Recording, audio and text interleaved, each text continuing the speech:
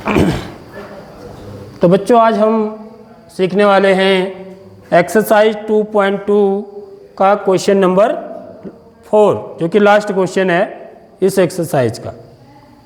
इससे पहले हमें जो क्वेश्चन किए हमने, उसमें हमको एक बहुपद दिया हुआ था और उस बहुपद के लिए जो उसमें चर था उसके मान दिए हुए थे और आपको ये सत्यापित करना था कि वो जो मान हैं उस बहुपद के शून्यक हैं या नहीं है।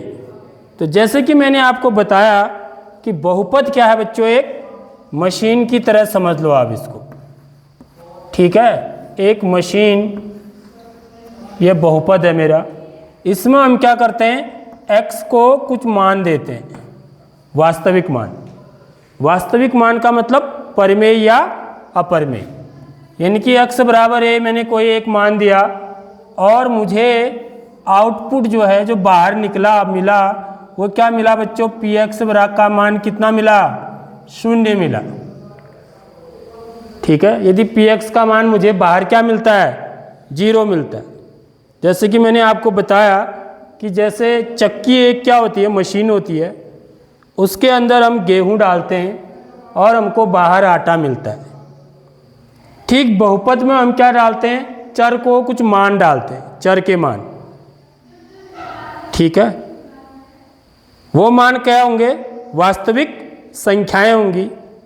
और यदि मुझे बाहर 0 मिलता है बहुपद का मान, ठीक, तब हम क्या बोलते हैं, x बराबर a को px का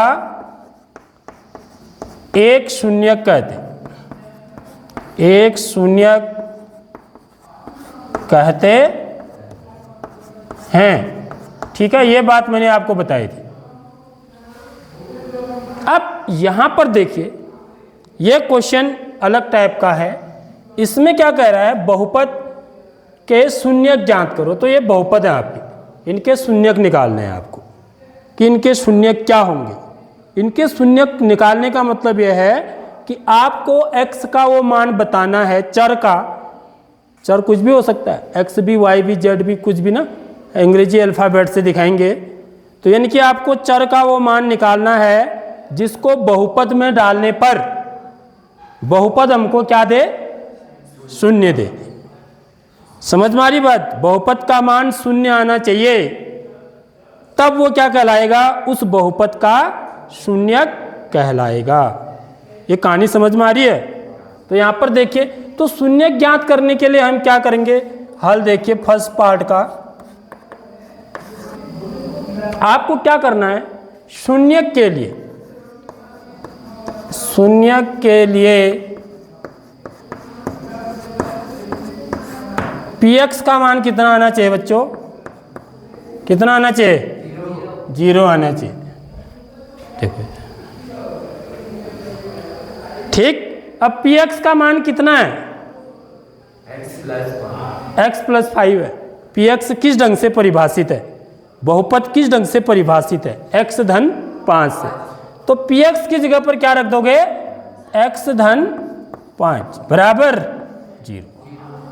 अब इस समीकरण को हल कर लेना है।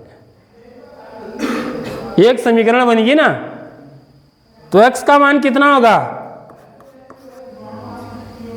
इसका मतलब यह है, यदि मैं इसको, हाँ कितना होगा, चलो बताइए, -5। समझ में आ रही बात, मतलब इसका मतलब है कि 5 में कौन सी संख्या जोड़ें, ठीक है, मौखिक तौर पर। यदि मौखिक रूप से हम इसका उत्तर निकालना चाहें तो इसका मतलब यह हुआ कि 5 में कौन सी संख्या जोड़ने पर 0 आएगा। 5 में क्या जोड़ने पर 0 आएगा, ऋण 5।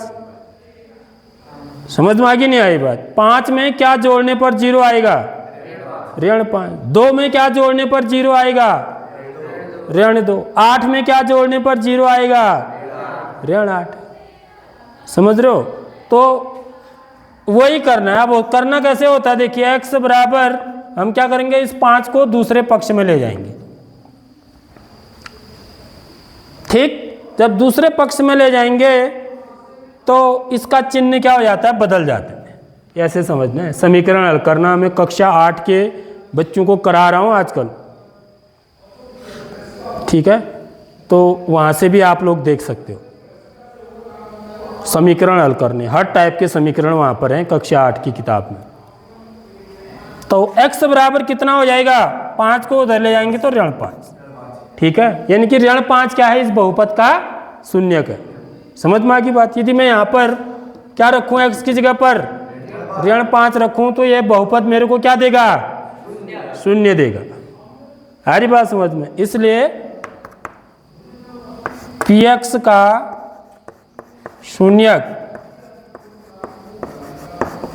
बराबर क्या हो जाएगा, ऋण 5।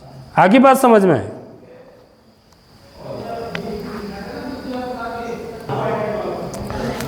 अच्छा बच्चों देखो, अब इसकी हम जांच भी कर सकते हैं, ठीक है। यहाँ पर मैं px का मान निकालूं x बराबर ऋण 5 रख करके, तो ऋण 5 धन 5, तो क्या मिलेगा मुझे, 0 मिलेगा। समझ में आई नहीं आई बात। इसलिए इसको क्या बोलते हैं हम, शून्यक बोलते हैं। ऋण 5 क्या है, इस बहुपद का एक शून्यक है, ठीक है। अब इसका नेक्स्ट पार्ट देखिए।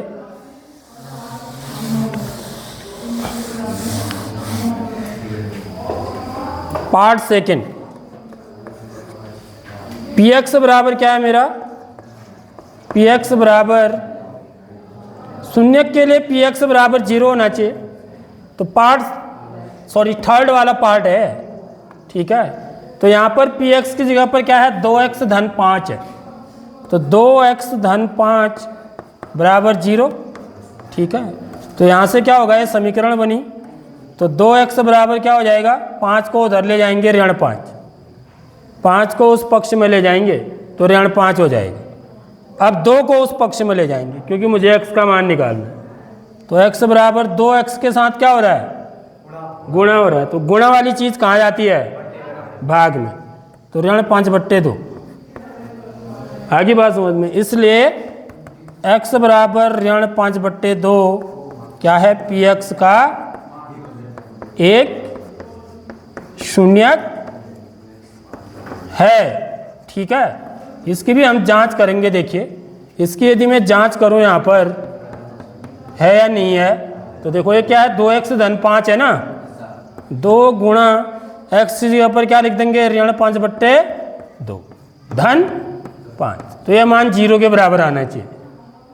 आगे बात समझ में। ये px का मान है ना, px की वैल्यू 2x धन 5 है, 2 ये हो गया, x का मान 5 ऋण 5/2 धन 5। तो देखिए 2 कहाँ है अंश में, ये 2 कहाँ है हर में। तो 2 से 2 कट गया कितनी बार, एक बार। अब यहाँ 1 को ऋण 5 से गुणा करेंगे तो क्या आएगा, ऋण 5। 1 से भाग भी देंगे तब भी ऋण 5 ही आएगा। ऋण 5 धन 5 धन 5, तो ऋण 5 धन 5 क्या हो गया, 0 हो गया। तो इस प्रकार से हम इसकी जांच भी कर सकते हैं, ठीक है बच्चों। अब इसका थर्ड पार्ट देखिए, 6th पार्ट।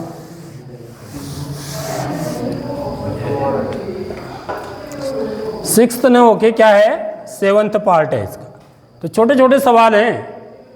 यहाँ पर क्या है, px बराबर cx plus d, c is not equal to 0 और c और d क्या है, वास्तविक संख्याएं हैं। ये भी दे रखा है प्रश्न में, मैंने लिखा नहीं है लेकिन अब आप किताब में देखेंगे तो प्रश्न में दे रखा है कि c और d वास्तविक संख्याएं हैं। ऐसा क्यों लिखा हुआ है, नहीं तो आप c और d को क्या मान सकते हो, चर मान सकते हो ना। समझ में आ रही बात। क्योंकि हमने ये बोला कि चरों को हम किससे दिखाते हैं, अंग्रेजी के अल्फ़ाबेट से दिखाते हैं। तो इसका मतलब तो इसमें 3 चर हो गए, समझ रहे हो। लेकिन 3 चर नहीं है इसमें। कितने चर हैं, एक ही है, x ही है। c और d क्या है, मेरी संख्याएं, वास्तविक संख्याएं। प्रश्न में लिखा हुआ है, देख लो आप। और c 0 के बराबर नहीं है, इसलिए कहा है कि यदि c 0 के बराबर हो जाएगा तो फिर यह पूरा 0 हो जाएगा। तो यहाँ पर फिर यह x वाला रहेगा ही नहीं। समझ में आ रही नहीं आ रही बात। तो यह रैखिक बहुपद है ना, तो अब यह रैखिक बहुपद नहीं रह जाएगा। तो सेम इसी प्रकार से इसको भी करेंगे शून्यकों के लिए, शून्यक के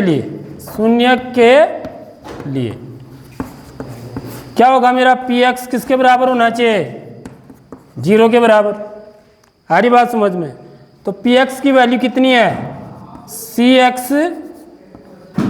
एक्स प्लस डी बराबर 0। तो जैसे इस प्रश्न को किया सेम वैसे ही करना है, सेम। तो यहाँ से देखिए सी एक्स बराबर क्या हो जाएगा, डी को उधर ले जाएंगे उस पक्ष में, दूसरे पक्ष में, तो क्या हो जाएगा ऋण डी। समझ में आ गई बात। तो समीकरण हल करना आना चाहिए आपको, मेन बात यह है यहाँ से। अब यहाँ से x बराबर क्या आ जाएगा, ऋण डी। अब सी एक्स के साथ क्या हो रहा है, गुणा हो रहा है, तो ये कहाँ चले जाएगा, भाग में। तो x बराबर ऋण डी बट्टे सी, यह आ गया, ये इसका शून्य को होगा। सारी बात समझ में, क्योंकि c और d क्या है, मेरी वास्तविक संख्याएं हैं, ठीक है। तो इसलिए x बराबर ऋण डी बट्टे सी क्या है बच्चों, पी एक्स का एक शून्यक है, ठीक है। समझ आ गई बात। तो हमें कैसे करना है इन सवालों को, इसको नोट करेंगे और उसकी जांच भी कर सकते हैं आप।